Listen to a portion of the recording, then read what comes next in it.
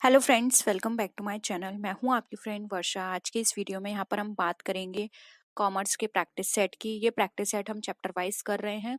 आपको सारे चैप्टर्स के यहाँ पे प्रैक्टिस सेट मिलेंगे। तो स्टार्ट करते हैं वीडियो को। आपको वीडियो पसंद आए तो लाइक कीजिए, फ्रेंड्स के साथ शेयर कीजिए, और किसी भी तरह की आपकी क्वेरी लगती है, आपको किसी क्वेश्चन में डाउट है, कॉमेंट सेक्शन में बता दीजिएगा। हम उनको नेक्स्ट क्लास में डिस्कस कर लेंगे। ठीक है, स्टार्ट करते हैं। तो आज का क्वेश्चन देखिए यहाँ पर, all losses and expenses are.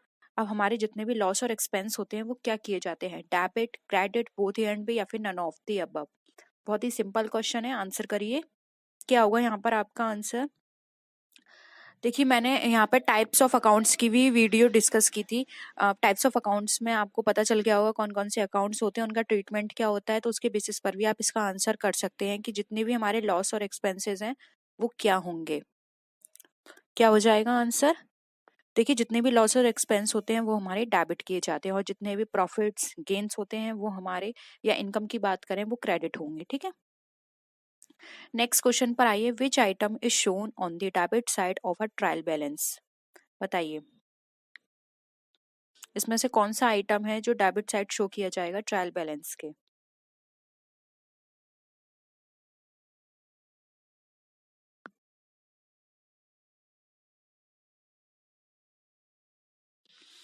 देखिए, डेबिट साइड की बात करें ट्रायल बैलेंस की, तो सी ऑप्शन हो जाएगा, प्रीपेड एक्सपेंसेस, क्योंकि ये हमारे लिए क्या है, असेट है, जबकि परचेस रिटर्न और रेंट आउटस्टैंडिंग हमारे लिए क्या हो जाएगी, लाइबिलिटी है हमारे लिए। इसलिए यहाँ पर हम बात करें तो सी राइट आंसर हो जाएगा, प्रीपेड एक्सपेंसेस। ठीक है, नेक्स्ट क्वेश्चन पर आइए। नेक्स्ट है, a customer check return dishonoured is recorded in. यानी कि एक कस्टमर का चेक है जो कि डिसऑनर हुआ है, इज रिकॉर्डेड इन, कहाँ पे रिकॉर्ड किया जाएगा? Purchase return, sales return book, cash book, या फिर जर्नल में?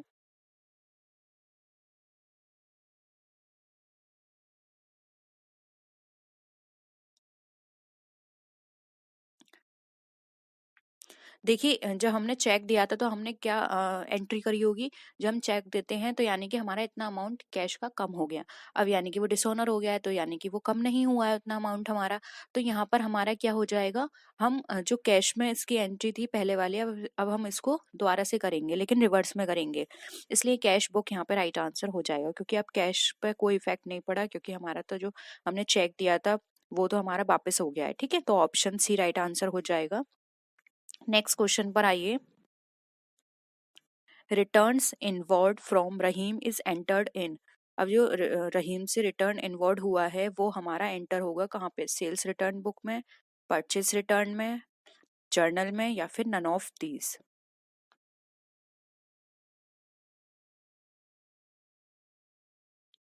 रहीम से वापस आया तो क्या चीज वापस आएगी?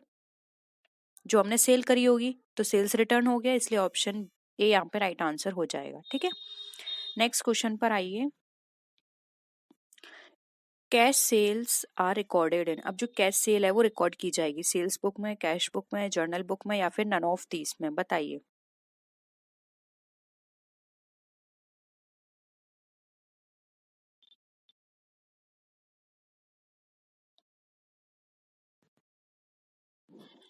देखिए, कैश सेल की बात की जा रही है तो सिंपल है, कैश बुक में रिकॉर्ड किया जाएगा। ठीक है, नेक्स्ट क्वेश्चन है, return goods to Bajaj and company is recorded in. यानी कि बजाज एंड कंपनी को आपने माल वापस कर दिया, ये कहाँ किया जाएगा? यानी कि आपने कौन सा माल वापस किया होगा?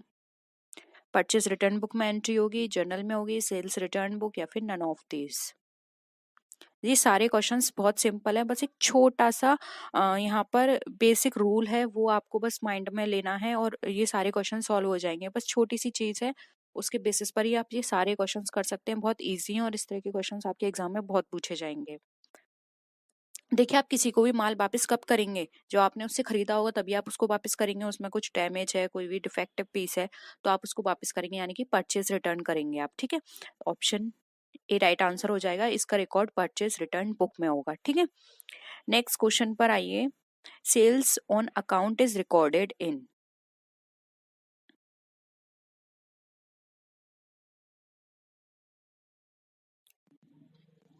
किस में रिकॉर्ड होगी सेल ऑन अकाउंट?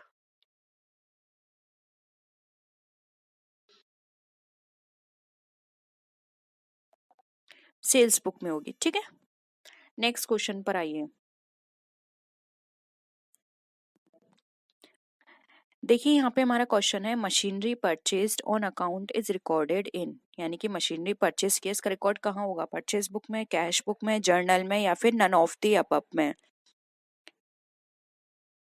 देखिए यहाँ पे परचेज आपने क्या किया, मशीन साफ इंडिकेट कर रहा है मशीन परचेज की है, यानी कि मशीन अकाउंट तो यहाँ दिया नहीं है और इसकी एक जर्नल एंट्री तो होनी ही होनी है, इसलिए यहाँ पे आंसर हो जाएगा सी। लेकिन इसकी जगह अगर हमारी मशीनरी अकाउंट भी दिया होता तो आंसर आपका होता मशीनरी अकाउंट। ठीक है,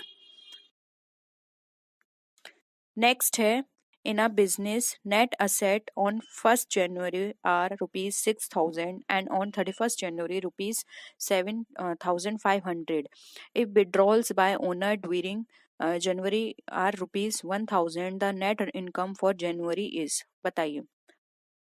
ऑप्शन है हमारे ₹1,500, ₹2,500, ₹5,000, सॉरी 500 और नन ऑफ दीज, बताइए।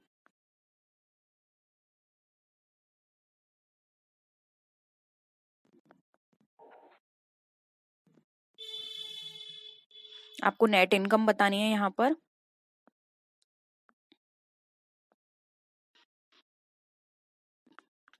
दो मिनट का टाइम दे रही हूँ, आप जल्दी से सॉल्व करिए, बहुत ही सिंपल है।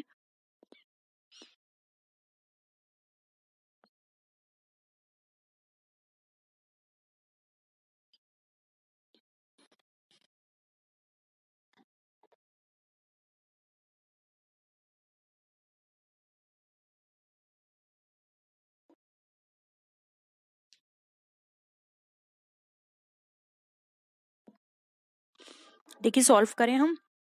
देखिए पहले सबसे पहले देखिए आपको क्लोजिंग स्टॉक कितना दे रखा है। यहाँ पे दे रखा है 31 मार्च जनवरी को आपका क्लोजिंग स्टॉक कितना है, 7,500। ठीक है, और यहाँ पर आपको ओपनिंग असेट कितनी दे रखी है, 6,000 की आपकी असेट है स्टार्टिंग ईयर में। और उसके बाद आपकी क्या हुई है, नेट इनकम या फिर विड्रॉल भी बोल सकते हैं, ये आपका हुआ है 1,000 रुपए का। ठीक है, तो असेट पहले आपकी 6,000 की थी, 1,000 का विड्रॉल हो गया, यानी कि आपके पास अब टोटल 5,000 की असेट बची। और पहले आपके पास कितनी थी, 7,500 का क्लोजिंग असेट थी, तो 7,500 की पहले थी, 5,000 का अब है, तो इसको इससे माइनस कर दीजिए, कितना आएगा, 2,500 बचा। यानी कि आपके पास जो नेट इनकम हुई है पूरे साल की वो 2,500 हुई है, क्योंकि पहले 7,500 थी। ठीक है, वो लास्ट में आपकी 7,500 बता रहा है, लेकिन असेट तो आपके पास सिर्फ 5,000 की थी, यानी कि मिड में 2,500 आपने अर्न किए हैं मिड ईयर में, इसलिए 2,500 आपकी क्या हो जाएगी, नेट इनकम हो जाएगी। ठीक है, बहुत ही सिंपल था। नेक्स्ट क्वेश्चन पर आइए। अब ये वाला क्वेश्चन देखिए जरा।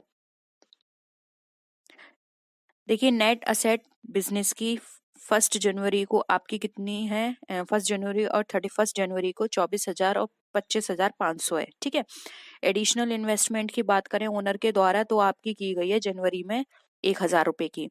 अब आपको नेट इनकम बतानी है जनवरी की। यहाँ पर पहले आप ट्राई करिए, आंसर निकालने की कोशिश करिए, उसके बाद मैं सॉल्व करूंगी। ठीक है, पहले आप कोशिश करिए।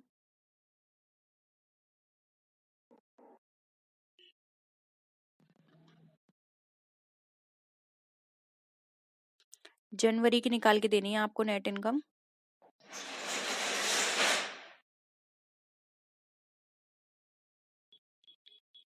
क्या होगी आपकी जनवरी की,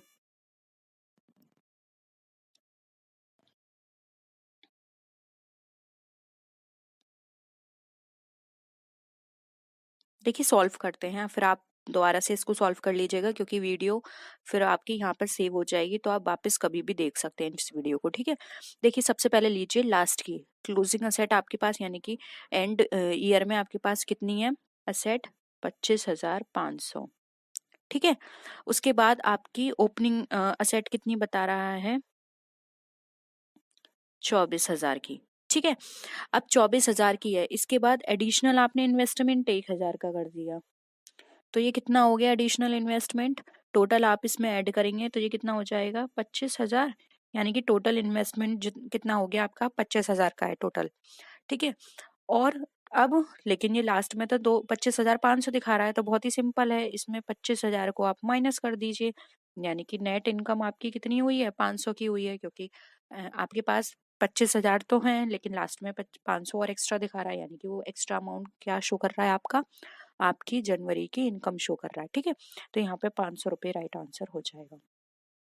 आई होप यहाँ तक आपको क्लियर है, सिंपल क्वेश्चन था, थोड़ा घुमा फिरा के दे देते हैं क्वेश्चन, और वैसे इसी तरह के क्वेश्चन आएंगे अगर आए तो, क्योंकि ऐसा पैटर्न रहता है एग्जाम में कि एक बार वो बिल्कुल भी न्यूमेरिकल नहीं देते, एक बार बहुत सारे दे देते हैं, जिससे कि स्टूडेंट को लगता है यार पिछली बार नहीं आए थे तो इस बार भी नहीं आएंगे।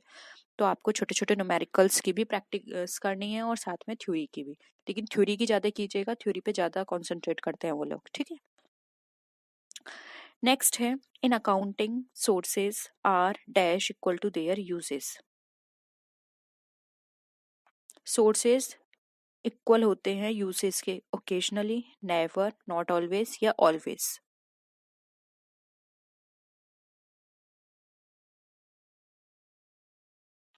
देखिए सिंपल है, डी आंसर हो जाएगा, क्योंकि अकाउंटिंग के अंदर जो भी हमारे सोर्सेज हैं वो हमारे यूसेस के इक्वल रहते हैं। ठीक है, तो ऑप्शन डी यहाँ पे राइट आंसर हो जाएगा, क्योंकि आपको पता है अकाउंटिंग के अंदर हमें जो उनका बैलेंस है वो मैच करना होता है। नेक्स्ट है in accounting the equilibrium of assets and liability after each transaction कैसी होगी, remains unaffected, disturb, alters, none of these.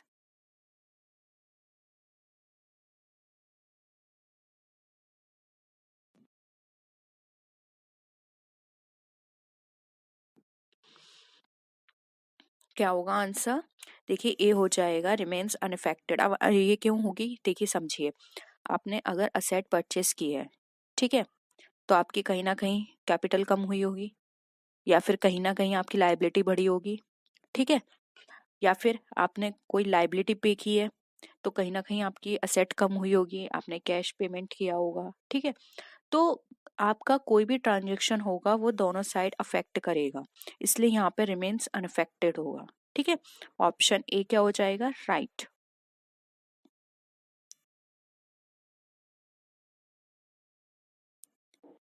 Next question पर आइए, बैंक ओवरड्राफ्ट अकाउंट इज, अब आपको बताना है बैंक ओवरड्राफ्ट जो है वो किस तरह के नेचर का अकाउंट है, real account, nominal account, non real account, personal account.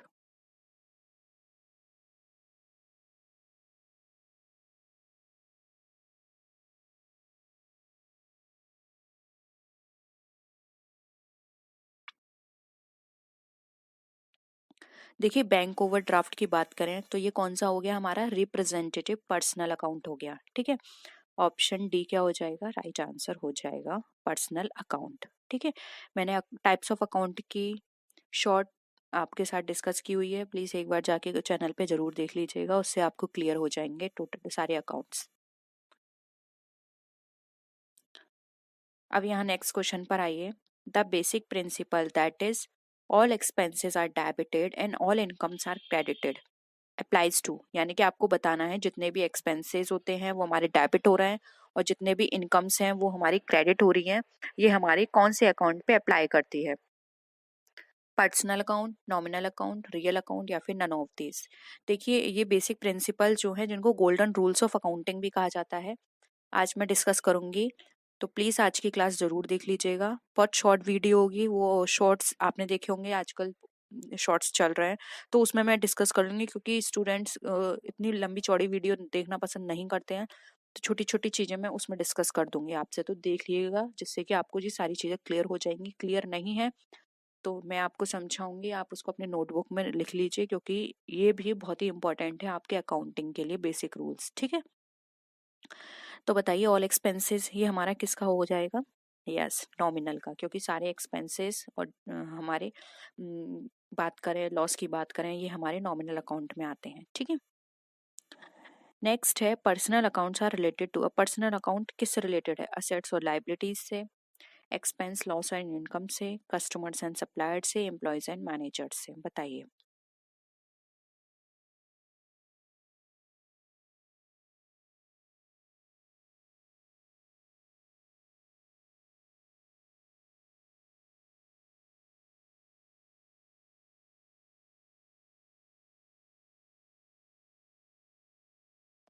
बताइए। इस क्वेश्चन को मैं आपको होमवर्क के लिए दूं?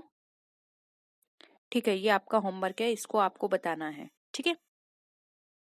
नहीं तो मैं आंसर कमेंट सेक्शन में लिख दूंगी, वहां पर आप देख लीजिएगा, लेकिन पहले आप कोशिश करिएगा, इस क्वेश्चन का आंसर आपको करना है, ठीक है। Messrs Hari and sons accounts is related to the capital account, the personal account, the firm's account, the real account. कौन सा अकाउंट है ये? देखिए, यहाँ पर हम एक कंपनी के नेम की बात कर रहे हैं, तो इसका जो अकाउंट होगा वो पर्सनल होगा, क्योंकि ये यहाँ पर हमारे लिए क्या हो जाएगा, ग्रुप ऑफ पर्सन्स, ठीक है। तो ये हमारे लिए कौन सा हो गया, आर्टिफिशियल पर्सनल अकाउंट हो गया, ठीक है। ऑप्शन बी राइट आंसर है। नेक्स्ट है, which of the following is the nominal account. अब इसमें से कौन सा हमारा नॉमिनल अकाउंट है, गुडविल, ट्रेडमार्क, कॉपीराइट या रेंट। देखिए, नॉमिनल अकाउंट में क्या आते हैं, लॉट्स, एक्सपेंस, रेंट हमारे लिए एक्सपेंस है, जबकि गुडविल, ट्रेडमार्क, कॉपीराइट ये सब क्या है, हमारे रियल अकाउंट के एग्जाम्पल्स हैं, रियल अकाउंट का पार्ट है, ठीक है। नेक्स्ट आइए, interest paid on debentures is a capital expense, direct expense, fixed expense, non operating expense.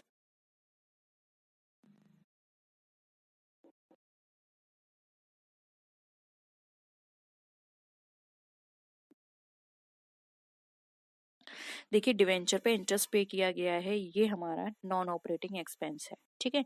ना ये फिक्स्ड में आता है, क्योंकि हमेशा नहीं दिया जाता, ना ही डायरेक्ट है और ना ही कैपिटल नेचर का है, तो ये होगा नॉन ऑपरेटिंग एक्सपेंस, ठीक है। नेक्स्ट है, which of the following item is included in owners equity. Owners equity में कौन से आइटम इंक्लूड किए जाएंगे, provision for taxation, provision for replacement of assets, depreciation provision या फिर डिक्लेयर्ड डिविडेंड। बताइए।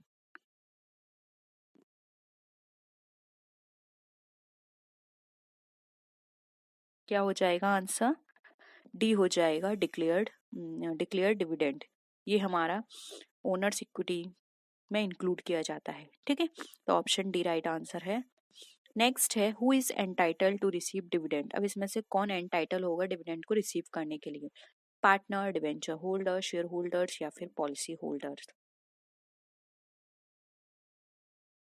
डिविडेंड हम किसको देते हैं, डिवेंचर दिए वो डिविडेंड दिए जाते हैं शेयर होल्डर्स को, डिवेंचर होल्डर को इंटरेस्ट दी जाती है, ठीक है। ऑप्शन सी यहाँ पे क्या हो जाएगा, राइट आंसर हो जाएगा। तो ये थे आज के हमारे क्वेश्चंस। होप यहाँ पर आपको सारे क्वेश्चंस क्लियर हैं, और किसी भी तरह का डाउट है प्लीज कमेंट सेक्शन में बता दीजिएगा। आपको कोई छोटे टर्म्स समझ में नहीं आते, वो भी आप बता दीजिएगा कि ये टर्म हमें क्लियर नहीं हो रहा, या फिर ये चीज हमें कॉन्सेप्ट पता नहीं है, तो हम उसको डिस्कस कर लेंगे, ठीक है। तो कोई भी डाउट हो आप बता सकते हैं। तो नेक्स्ट वीडियो में मिलते हैं, तब तक के लिए टेक केयर, बाय बाय।